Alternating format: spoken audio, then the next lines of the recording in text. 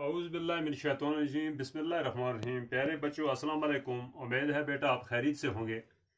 بیٹا آج جو لیسن ہے لے کے آئے ہم اسی لیسن کو کل ہم نے اس کو پڑھا بھی ہے، اس کو کنٹینیو کرنے جا رہے ہیں۔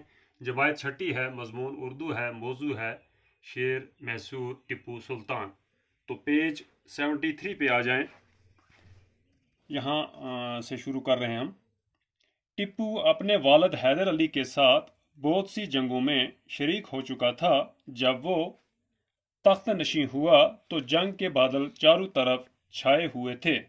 انگریز بار بار ریاست پر حملہ کر رہے تھے کیونکہ وہ اس ریاست پر قبضہ کرنا چاہتے تھے، لیکن 2 سال مسلسل جنگ کے بعد سن 1784 عیسوی میں ٹیپو سلطان نے انگریزوں کو اپنی شرط پر صلح کرنے کے لیے مجبور کر دیا۔ اس کے بعد بھی انگریز بار بار لڑائی چھیڑتے رہے۔ انہوں نے ٹیپو کے سرداروں کو جائیدادوں اور جاگیروں کا لالچ دے کر غداری پر آمادہ کیا۔ آخری جنگ سن 1799 عیسوی میں ہوئی۔ فوجی سرداروں نے غداری کر کے انگریزوں کی مدد کی اور سرنگا پٹنم کے قلعے کے دروازے کھول دیے، لیکن ٹیپو نے ہتھیار ڈالنے سے انکار کر دیا اور دشمن سے لڑتا ہوا شہید ہو گیا۔ بہادری اور بزدلی کے بارے میں اس کا یہ جملہ سنہرے حروفوں سے لکھے جانے کے قابل ہے: گیدڑ کی 100 سالہ زندگی سے شیر کی ایک دن کی زندگی بہتر ہے۔ ٹیپو کا زیادہ تر وقت انگریزوں سے جنگ میں گزرا۔ وہ جنگ پسند نہیں کرتا تھا، لیکن یہ بھی ہرگز نہیں چاہتا تھا کہ اس کے ملک پر انگریزوں کا قبضہ ہو۔ اسے حکومت کرنے کی بہت کم مہلت ملی، پھر بھی تھوڑے سے وقت میں اس نے بہت سی اصلاحات کیں۔ اپنے ہم وطنوں کی زندگی کو بہتر بنانے کے لیے وہ برابر کوشش کرتا رہا۔ اس نے علوم و فنون کی سرپرستی کی، اعلیٰ تعلیم کے لیے ایک یونیورسٹی بنائی، بہت سی سماجی برائیوں کو ختم کر دیا، لڑکیوں کی خرید و فروخت اور انسانی قربانی کی رسم کو روکا اور ریاست میں امن و امان قائم کیا۔ مذہبی رواداری کی جو مثالیں ٹیپو نے قائم کی وہ مشکل سے کہیں اور نظر آئیں گی۔ اس نے مندروں کے لیے جائیدادیں وقف کی اور ان کی حفاظت کا بھرپور انتظام کیا۔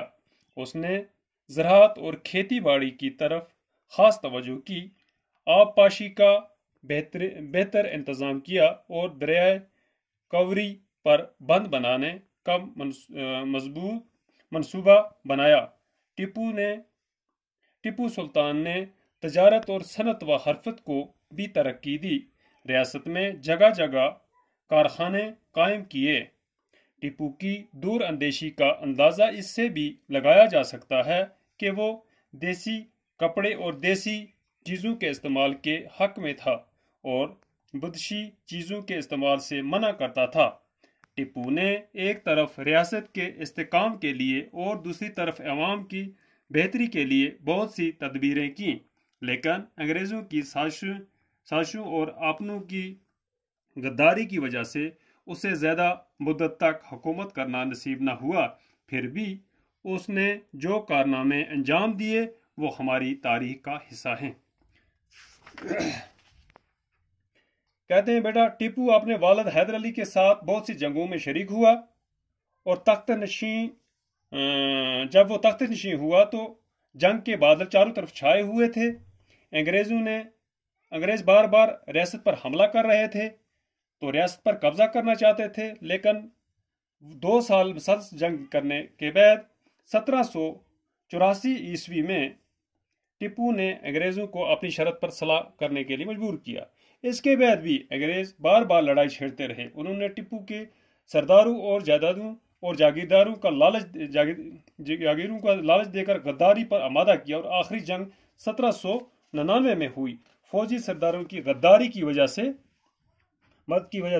سرنگا پٹنم کے قلعے کے دروازے کھول دیے اور ٹپو نے ہتھیار ڈالنے سے انکار کیا، لیکن دشمن کے ساتھ وہ لڑتے لڑتے شہید ہو گیا۔